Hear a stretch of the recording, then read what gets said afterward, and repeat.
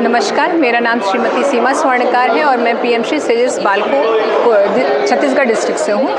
आज मेरा जो टीएलएम है वो गणित पे जो बेसिक हमारा ज्योमेट्रिकल कॉन्सेप्ट होता है उस पर आधारित है। सबसे पहले अगर मैं ध्यान से दिखाऊं आपको तो ये एक ज्योमेट्रिकल आपका सर्कुलर जियो बोर्ड है जिसमें हम सर्कल के जितने भी हमारे प्रॉपर्टीज़ होते हैं उनको हम इसमें बड़े आसानी से एक्सप्लेन कर सकते हैं। सबसे पहला जो चीज़ इसमें आता है कि बच्चे पाई की वैल्यू है उसको नहीं समझ पाते, सिर्फ उसकी वैल्यू को ध्यान में रख लेते कि वो 22/7 22/7 होता है। तो उसी को एक्सप्लेन करने के लिए मैंने ये सर्कुलर बोर्ड बनाया हुआ है। अगर आप सरकमफेरेंस पे देखेंगे तो उसके जो एडजेस हैं उसको एक प्रॉपर रेशियो में डिस्टेंस पे उसको फिट किया गया है। जो सेम रेशियो है वहीं पे डायमीटर में भी सेम रेशियो है, जिसके कारण इसके जो रबर बैंड्स हैं उनकी काउंटिंग 22 है और इसकी काउंटिंग 7 है, जिससे ये क्लियर हो रहा है कि जो हमारा पाई की वैल्यू है वो 22/7 होता है। सरकमफेरेंस का डायमीटर के साथ रेशियो को रिप्रेजेंट करता है। इसी में अगर हम थ्रेड के हेल्प से देखें तो हम जितने भी सर्कल के प्रॉपर्टीज़ हैं वो हम बड़े आसानी से एक्सप्लेन कर सकते हैं कि अगर डायमीटर के साथ किसी भी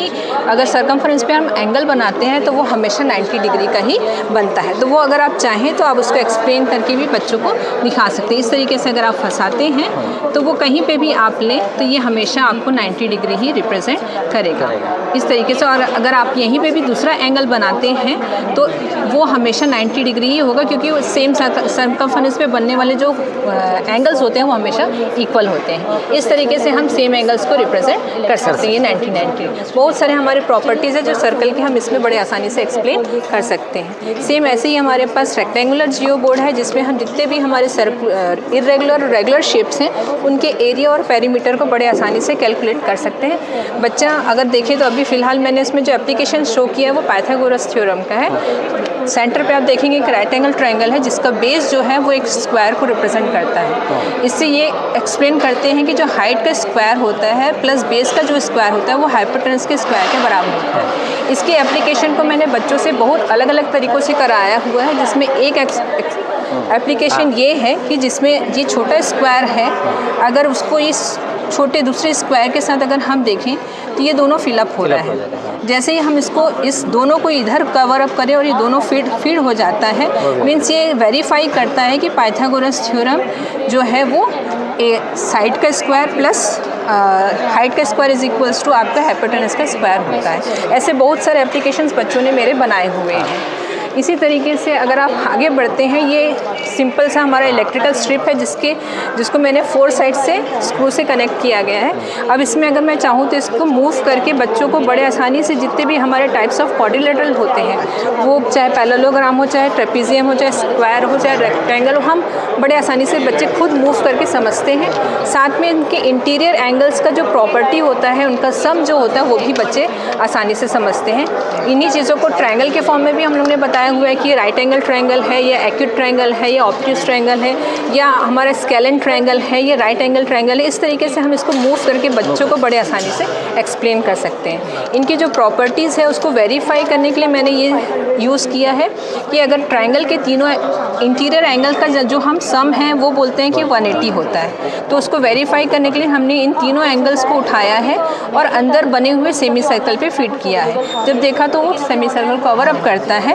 इससे ये समझ में आ रहा है कि वो तीनों एंगल का सम कितना होता है, 180 होता है। सेम चीज़ आपके क्वाड्रिलेटरल में भी देखें तो आपके जितने इंटीरियर एंगल्स हैं अगर आप उसको फीड करेंगे तो सेंटर पे वो सर्कल बनाता है और सर्कल का जो एंगल होता है वो होता है 360। उसको मैंने यहाँ पे भी कवर अप किया है कि अगर आप इन सभी एंगल्स को, चाहे वो पैरेललोग्राम हो, चाहे ट्रेपीजियम हो, चाहे स्क्वायर हो, अगर आप चारों एंगल्स को यहाँ पुटअप करेंगे तो वह हमेशा एक सर्कल को ही रिप्रेजेंट करेगा। लाइकवाइज आप जितने भी साइड्स बढ़ाते जाएंगे वो एक पॉलीगॉन बनाएगा और पॉलीगॉन के एंगल्स को ही रिप्रेजेंट करेगा, जिसका फॉर्मूला हम पुटअप करते हैं। ये हेक्सागोन है तो इसका 360 + 360 720 कवर अप करेगा। इन चीज़ों को ही मैंने फिज़िक्स से थोड़ा कनेक्ट किया है। फिज़िक्स में जैसे हम मैग्नेट यूज़ करते हैं, हमको पता है कि like poles repel each other, तो उनके कारण मैंने यहाँ पे जैसे मैग्नेट का यूज़ किया है। अभी मैंने 3 मैग्नेट यूज़ किया है तो उन्होंने अपने आप को रिपेल के ट्रायंगल बनाया। जैसे ही मैं इसमें और डालूंगी वो अपने आप को रिपेल करके क्वाड्रिलेटरल में कन्वर्ट करेगा। और जैसे जैसे जैसे डालते जाऊँगी उसके साइड्स वैसे ही कवर अप होके हेक्सागन, हेप्टागन ऐसे तरीके से वो बनता जाए, तो अपने आप अरेंज कर लेगा। तो इससे बच्चा फिज़िक्स को भी मैथ से कनेक्ट करके बड़े आसानी से ज्योमेट्रिकल शेप समझ सकता है।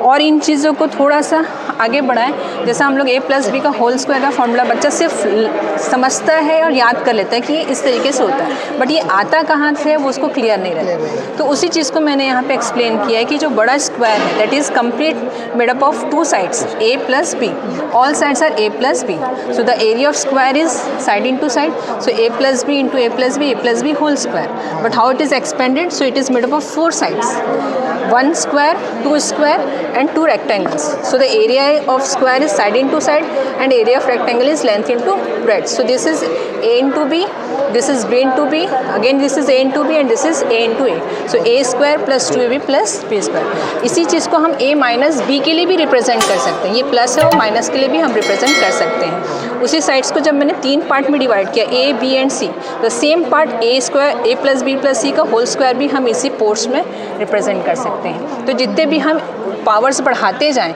वो आगे चल के हमारे एक पास्कल ट्रायंगल को रिप्रेजेंट करता है, जो कि 11th में हम बाइनोमियल थ्योरम के फॉर्म में रिप्रेजेंट करते हैं a+b⁴n। उन्हीं चीज़ को हम लोग ने कनेक्ट किया है कोनिक सेक्शन में। हम जो कैरेट यूज़ करते हैं, बच्चों को कैरेट को हम पार्टियों में बोलते हैं कि सैलेड के फॉर्म में जब कट करते, डिफरेंट डिज़ाइन में कट करते हैं, तो जो डिफरेंट डिज़ाइन हम कट करने के लिए यूज़ करते हैं, मैं क्लास में कैरेट का ही यूज़ करती हूँ।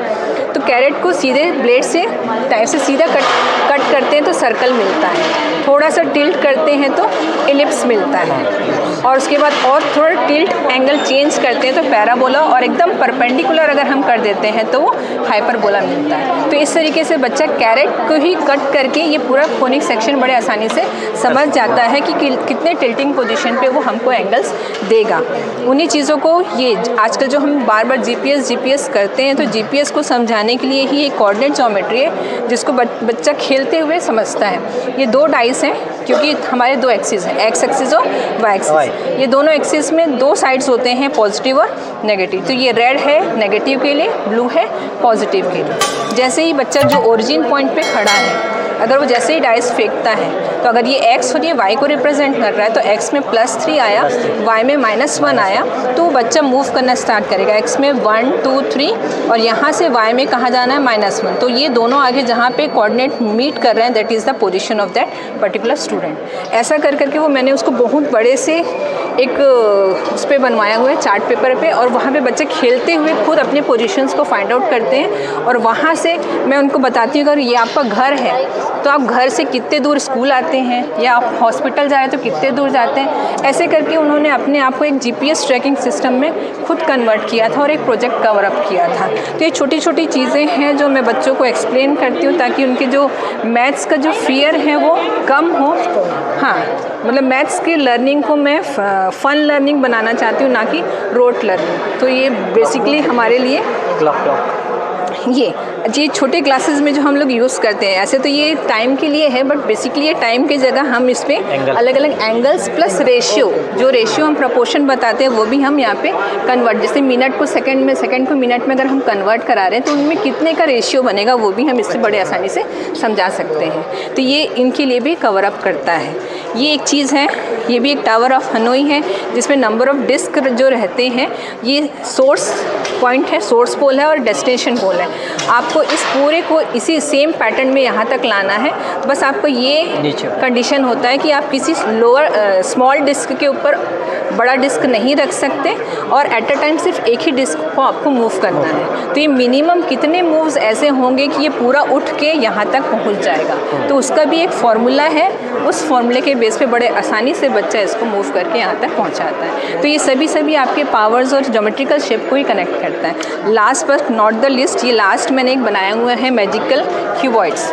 इसमें क्या होता है, बच्चे 1 डिजिट 2 डिजिट्स को तो बहुत आसानी से ऐड अप करते हैं। ये 4 डिजिट्स के 4 नंबर्स हैं। अगर इनको मैं कैसे भी आप रखिए, कैसे भी कुछ भी आपको चेंज करना आप कर सकते हैं।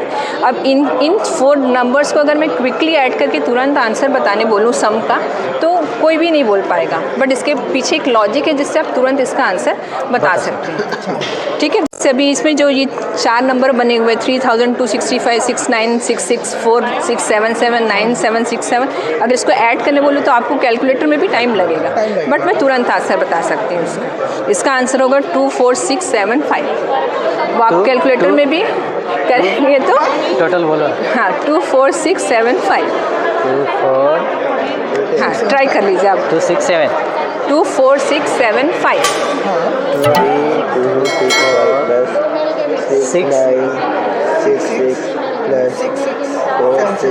67 क्या बोला?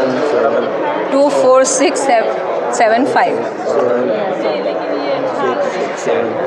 24675। ठीक।